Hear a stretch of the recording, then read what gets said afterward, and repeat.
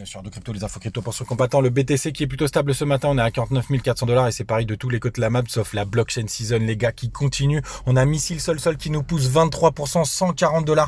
Franchement, il m'impressionne. On a des petites perfs du côté de DOT et Luna, plus 3%. Et surtout, Avax qui se réveille, plus 14%, qui repart à l'assaut des 50 $. Quand on va en daily sur le Bitcoin, c'est assez intéressant de voir que les corps de chandelle, on n'arrive pas à faire plus haut que les précédents. Et surtout, cette résistance noire que vous connaissez, pour ceux qui me suivent régulièrement, puisqu'on a essayé de la taper une nouvelle fois avec la mèche et on se fait repousser. Quand on va en 4 heures sur le Bitcoin, c'est encore plus intéressant puisqu'on voit le range qui est le nouveau range qu'on a formé, c'est-à-dire avec la borne basse aux alentours des 46 300 $ et la borne haute à 50 000 $. Et c'est très simple. Si on va vers le bas, c'est plutôt bearish si on casse ce support, et si on va vers le haut à 50 000 $, c'est au-dessus, c'est plutôt bullish. Donc pour l'instant, on fait la même pattern, donc potentiellement un petit retracement qu'on aurait ici, mais en tout cas en attendant ça profite aux altes. Aujourd'hui je vais vous parler de mon chouchou XRP, mais d'abord je vais vous répondre à une question qu'on me pose régulièrement, c'est comment on investit en crypto. Donc d'une part, ce n'est pas du trading, le trading ça n'a rien à voir, c'est plutôt professionnel,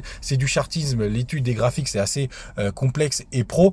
Et par contre pour l'investissement, vous avez la technique du DCA, de Dollar Cost Average, j'en parlais beaucoup au début de la chaîne. C'est qu'en gros, si vous avez 1000 balles à investir en crypto, vous mettez 100 balles tous les mois pour lisser votre point d'achat et donc avoir de pas subir les fluctuations du cours, puisque quand ça monte, c'est pas grave, vous faites de l'argent, et quand ça descend, vous achetez à un meilleur prix. Sinon, pourquoi XRP? Puisqu'on n'arrête pas de taper la borne haute de ce range à 1,30. Hier, en 1 heure, on n'a pas arrêté de la marteler, donc je pense qu'à un moment donné, ça va céder. Donc si on la traverse, potentiellement, après, on refera un petit pullback sur cette résistance qui fera office de support aux alentours des 1,30, et là, ça peut faire un super point d'entrée. Faites attention à vous et à demain.